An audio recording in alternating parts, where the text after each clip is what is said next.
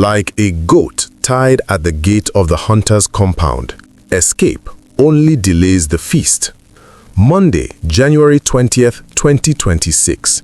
The gates of Kuje Correctional Centre swing open. Abubakar Malami, Nigeria's former Attorney General, walks out after perfecting his 500 million naira bail. Freedom at last, or so he thinks. Within minutes, black SUVs surround him. DSS operatives intercept him at the prison gate. His voice cuts through the tension. Who is the leader among you? The question hangs in the air. No one answers. They don't need to. Arms and ammunition were discovered at his residence in Birnin Kebbi during EFCC searches. Now, the Department of State Services has questions, very serious questions, about terrorism financing. This story is developing rapidly. To stay ahead of the updates on this case, ensure you are subscribed to the channel. For weeks before his release, over 50 DSS operatives had besieged Kuje prison in a convoy of approximately 6 Toyota Hilux vans, establishing a perimeter around the facility. They monitored every entry, every exit. They were waiting. Not for a corrupt politician, they were waiting for someone they believe funded terrorism. Security sources describe the allegations against Malami as sensitive and complex, with the DSS seeking a court order to detain him beyond the statutory period. The investigation, they say, could take months. Understand something critical here. Malami is not stupid. As Attorney General from 2015 to 2023, he knows Nigerian law better than most judges. He faced 16 counts of money laundering involving approximately 8.7 billion naira alongside his wife and son, who were arraigned on December 29, 2025. That's serious. But terrorism financing, that's a death sentence to your freedom. That's why, according to sources, Malami deliberately slowed down his bail processing, instructing his legal team to step down the process as DSS operatives waited to arrest him.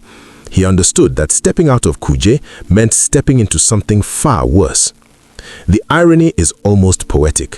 When Malami was Attorney General, he publicly vowed in May 2021 that the government would not shield anyone linked to terrorism or terrorism financing.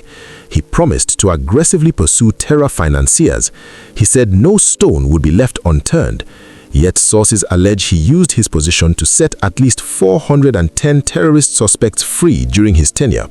Among them, Captain Tijani Balarabe and 10 soldiers who freed Taraba kidnap kingpin Bala Hamisu, known as Wadume, after killing 3 police officers and 2 civilians.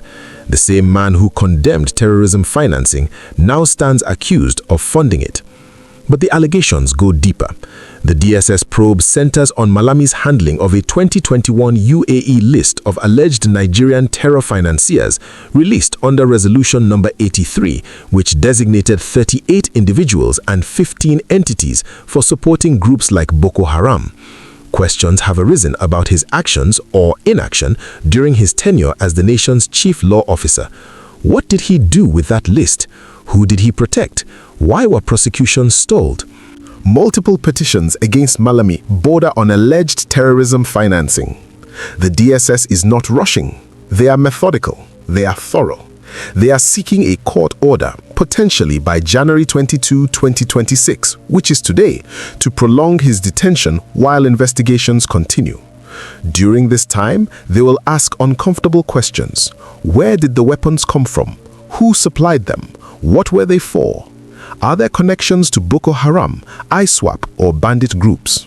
Now, remember Nnamdi Kanu. In November 2025, the IPOB leader was convicted on 7 counts of terrorism and sentenced to life imprisonment by Justice James Omotosho. He was immediately transferred to Sokoto Correctional Centre, far from his family, lawyers, and supporters. The judge described Kanu as an international terrorist who was a person who cannot be allowed to remain in the company of sane minds. His crime? Words, broadcasts, incitement. No weapons were found in his possession, just his voice on Radio Biafra. If Kanu got life imprisonment for words that allegedly incited terrorism, what happens to a former Attorney General accused of possessing weapons and financing terrorism? If proven, Malami faces the same fate, perhaps the same prison. Nigerian anti-terrorism laws carry some of the harshest penalties, life imprisonment, and in extreme cases, even the death penalty. The fall is staggering, from the highest legal office in Nigeria to DSS custody facing terrorism charges, from prosecuting criminals to becoming the accused, from making promises to break terrorist networks to being accused of funding them. This is not just about corruption anymore. This is about national security. This is about whether the man who swore to protect Nigeria was actually working against it. Do you believe Abubakar Malami is guilty of terrorism financing, or is this political persecution? If Nnamdi Kanu got life imprisonment for incitement, what sentence should Malami receive if found guilty? Drop your answers in the comment section below.